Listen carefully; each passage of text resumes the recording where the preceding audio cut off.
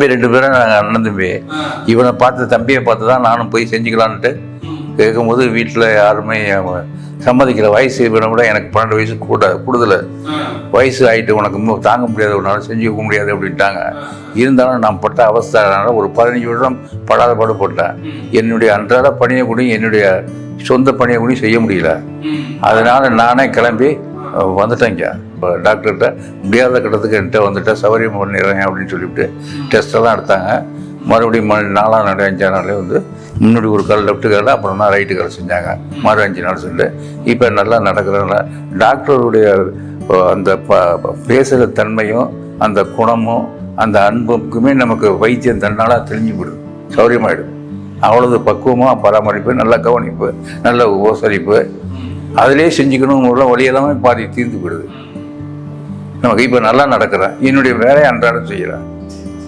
இவங்களுக்கு கூட பிறந்த தம்பியை பார்த்தா நான் இங்கே வந்தது. கல்யாணத்துக்கு போகும்போது நடந்து போயிட்டு இருந்தேன். அங்கே இந்த ஹாஸ்பிட்டலில் செஞ்சவர் ஒருத்தர் சொன்னார் என்னட்ட, இதேமாரி சேலத்தில் போய் குறிஞ்சி ஹாஸ்பிட்டலில் செய்யுங்க, மணிமாறன் டாக்டர் ஒருத்தவங்க, அவங்கள்ட்ட காமிக்க சௌரியம் எனக்கு செஞ்சாப்புல நான் நல்லா நடக்கிறேன். முதல்ல நான் நடக்க முடியாத வந்தேன்.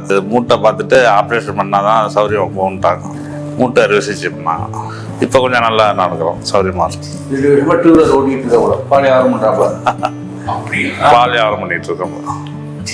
நல்ல மரியாதை பண்ணிட்டாங்க. டாக்டரை பார்த்தோன்னே எனக்கு பிடிச்சி பேசுறதே பிடிச்சி போச்சு.